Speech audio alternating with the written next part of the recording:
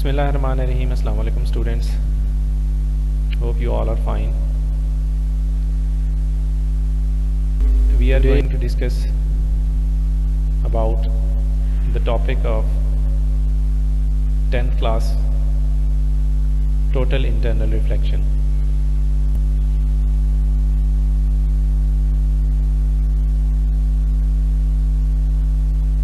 First of all, we are going to define total internal reflection.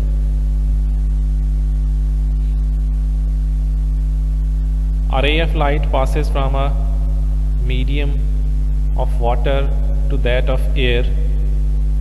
Light ray will be refracted at the junction separated the two media. Since it passes from medium of a higher refractive index to that having lower refractive index, the refracted light ray bends away from the normal. At specific angle of incident, the incident ray of light is refracted in such a way that it passes along the surface of the water. This particular angle of incident is called the critical angle. Here the angle of refraction is 90 degrees. When the angle of incident is greater than the critical angle, the incident ray is reflected back to the medium. We call this phenomena total internal reflection. As you can see in the animation below, यहाँ पे देखें आपको नज़र आ रहा है light जो है वो यहाँ पे हमारे पास टू मीडियम्स हैं, वाटर एंड एयर. ये वाटर है और यहाँ पे ये एयर है. लाइट जो है वो from water to air move कर रही है. वाटर का रिफ्रैक्टिव इंडेक्स हायर है और एयर का रिफ्रैक्टिव इंडेक्स जो है वो लोअर है. मीन के लाइट जो है वो from higher refractive index to lower refractive index move कर रही है. तो जब इस तरह लाइट मूव करती है तो बेंड हो जाती है अवे फ्रॉम द नॉर्मल. यहाँ पे आपको नज़र आ रहा है ये bend away from the normal हो रही है. पहले यहाँ पे पोजीशन थी लाइट की, लाइट रे की, तो ऑटोमेटिक आहिस्ता आहिस्ता ये बेंड हो रही है अवे फ्रॉम द नॉर्मल. और एक पॉइंट पे ये बिल्कुल इस बाउंड्री के साथ मूव करना स्टार्ट कर देती है. जब ये इस बाउंड्री के साथ मूव करना स्टार्ट कर देती है तो यहाँ पे जो एंगल ऑफ इंसिडेंट बनता है उस एंगल ऑफ इंसिडेंट को क्रिटिकल एंगल कहा जाता है. और जब आप उस क्रिटिकल एंगल से एंगल ऑफ इंसिडेंट को इंक्रीज करते हैं तो लाइट रिफ्रैक्ट होने की बजाय रिफ्लेक्ट बैक हो जाती है इसी मीडियम में. जैसा कि यहाँ पे ये लाइट जो है वो रिफ्लेक्ट हो गई है, टोटली रिफ्लेक्ट हो गई है उसी मीडियम में जिस मीडियम से इसने. तो इसी एनिमेशन से आपको जो है ये चीज़ क्लियर हो रही है कि लाइट जो है वो टोटल इंटरनल रिफ्लेक्शन फिनोमेना जो है वो कैसे अकर होता है. नेक्स्ट हमारे पास इसकी एप्लीकेशंस आ जाती हैं. Applications of total internal reflection. Application में सबसे पहले हमारे पास टोटली इंटरनल रिफ्लेक्टिंग प्रिज्म है. A prism having an angle of 90 degrees between its two refracting surfaces and other two angles each equal to 45 degrees is called a total internal reflecting prism. यहाँ पे देखें ये totally reflecting prism आपको नज़र आ रहा है.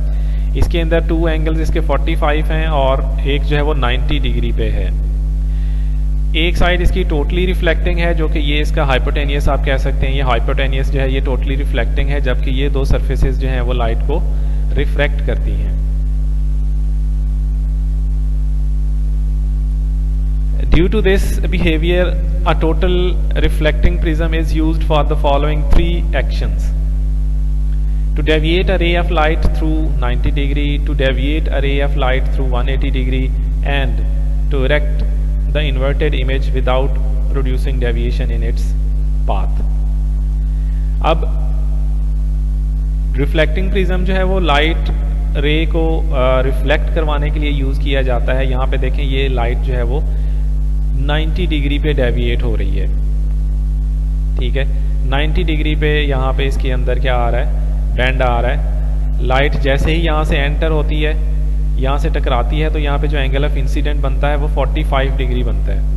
ठीक है। और आपको पता है कि 45 डिग्री जो है वो ग्रेटर देन है critical angle of the glass, जबकि क्रिटिकल एंगल ऑफ ग्लास जो है वो 42 डिग्री होता है। तो उससे ग्रेटर लाइट जब इसके साथ हिट करेगी तो टोटल इंटरनल रिफ्लेक्शन फिनोमेना अकर होगा और लाइट जो है वो रिफ्लेक्ट होके दूसरी साइड से बाहर चली जाती है। यहाँ पे देखें लाइट जो है वो जिस एंगल पे यहाँ से आती है उसके बाद रिफ्रैक्ट होती है, रिफ्रैक्ट होने के बाद यहाँ से रिफ्लेक्शन होगी, उसकी रिफ्लेक्शन होने के बाद फिर दोबारा यहाँ पे रिफ्रैक्शन होती है। तो लाइट के अंदर 180 डिग्री का यहाँ पे बेंड आता है। ये इस तरह का जो प्रिज्म है इसको यूज़ किया जाता है ऑब्जेक्ट, जो इन्वर्टेड ऑब्जेक्ट्स होते हैं उनको इरेक्ट करने के लिए यूज़ किया जाता है। ये एक्चुअली में टेलीस्कोप्स में यूज़ किया जाता है या आपके जो बाइनोक्यूलर्स होती हैं उनके अंदर इसको यूज़ किया जाता है कि जो आपको इन्वर्टेड इमेज नज़र आता है, कोई भी सीन आप ऑब्जर्व करना चाह रहे होते हैं तो इन्वर्टेड अगर वो नज़र आएगा आपको तो उसको क्लियरली ऑब्जर्व नहीं कर सकते, तो उसको उस सीन को दोबारा इन्वर्ट करके सीधा करने के लिए हम इसको यूज़ करते हैं। Uses of totally internal reflecting prism, यहाँ पे टोटली इंटरनल रिफ्लेक्टिंग प्रिज्म के यूजेस जो हैं वो दिखाए गए हैं। Such kind of prisms are use in endoscope. यहाँ पे देखें एंडोस्कोप, पेरिस्कोप एंड बाइनोक्यूलर्स। ये एंडोस्कोप के अंदर इसको यूज़ किया गया है। एंडोस्कोप जो है वो एक इंस्ट्रूमेंट होता है, मेडिकल के फील्ड में यूज़ किया जाता है इंटरनल बॉडी स्ट्रक्चर को ऑब्जर्व करने के लिए। उसके बाद इसको पेरिस्कोप में यूज़ किया जाता है। ये पेरिस्कोप है। पेरिस्कोप से आप इसके अंदर 2 प्रिज्म्स यूज़ किए गए हैं। कोई भी ऑब्जेक्ट हाइट पे है, अगर आप उसको ऑब्जर्व करना चाहते हैं तो पेरिस्कोप को यूज़ करके आप उसको ऑब्जर्व कर सकते हैं या उसको देख सकते हैं। उसके बाद बाइनोक्यूलर्स में यूज़ किया जाता है। ये देखें यहाँ पे ये 2 जो प्रिज्म्स हैं ये इसमें भी यूज़ किए जा रहे हैं। ये भी एक इसका यूज़ है टोटली रिफ्लेक्टिंग प्रिज्म का। नेक्स्ट हमारे पास जो एप्लीकेशन है टोटल इंटरनल रिफ्लेक्शन की, that is optical fibre which is very useful nowadays. Approximately 90% of transmission of the data जो है वो आपके ऑप्टिकल फाइबर्स के थ्रू ही हो रही है। ऑप्टिकल फाइबर एक फाइबर होता है, ग्लास का बना फाइबर होता है। सेलिका एक मटेरियल है। सैंड को हाई टेम्परेचर पे हीटअप करके सेलिका बनाया जाता है और उस सेलिका से जो है वो ऑप्टिकल फाइबर को बनाया जाता है, उसकी कंस्ट्रक्शन की जाती है। यहाँ पे देखें ऑप्टिकल फाइबर की एक सिंपल कंस्ट्रक्शन दिखाई गई है। इसके डिफरेंट पार्ट्स को जो है वो शो किया गया है। सेंट्रल पार्ट इसका कोर है, उसके बाद क्लेडिंग है और आउटर जो इसकी सरफेस है दैट इज प्लास्टिक कोटिंग, जो कि इसको प्रोटेक्टिंग लेयर है या इसको प्रोटेक्ट करती है किसी भी टेम्परेचर इफेक्ट से या लाइट इफेक्ट से या किसी भी कट से या उससे जो है वो इसको बचाती है। तो ऑप्टिकल फाइबर में लाइट सिग्नल को ट्रेवल करवाया जाता है। कोई भी आपके पास ऑडियो या वीडियो सिग्नल होता है उसको लाइट में कन्वर्ट करके ऑप्टिकल फाइबर में भेजा जाता है। ऑप्टिकल फाइबर में जब लाइट सिग्नल को एंटर करवाया जाता है तो उसका जो एंगल ऑफ इंसिडेंट है उस रे का, उस डेटा रे का, वो ग्रेटर देन ग्लास रखा जाता है, जिसकी वजह से लाइट टोटली जो है वो रिफ्लेक्ट होती है। रिफ्लेक्ट होके दूसरी साइड पे जो है वो जहाँ पे हमने जिस डेस्टिनेशन पे हमने डाटा को भेजना होता है वहाँ से रिसीव किया जाता है। रिसीव करने के बाद उस लाइट सिग्नल को दोबारा इलेक्ट्रोमैग्नेटिक सिग्नल में कन्वर्ट करके उसको प्रोसेस करवाया जाता है। तो ऑप्टिकल फाइबर का एक फ़ायदा ये है, सबसे बड़ा जो फ़ायदा है वो इसके अंदर जो लॉस है वो बिल्कुल कम होता है, क्योंकि लाइट सिग्नल होता है, जितना लाइट सिग्नल आप ट्रांसमिट करते हैं उतना ही दूसरे एंड पे रिसीव हो रहा होता है। और दूसरा इसका लाइट सिग्नल के ऊपर इलेक्ट्रोमैग्नेटिक फील्ड का किसी किस्म का कोई इफेक्ट नहीं होता है, जिसकी वजह से कोई डिस्टॉर्शन और कोई डिस्टर्बेंस जो है वो सिग्नल के अंदर नहीं आती।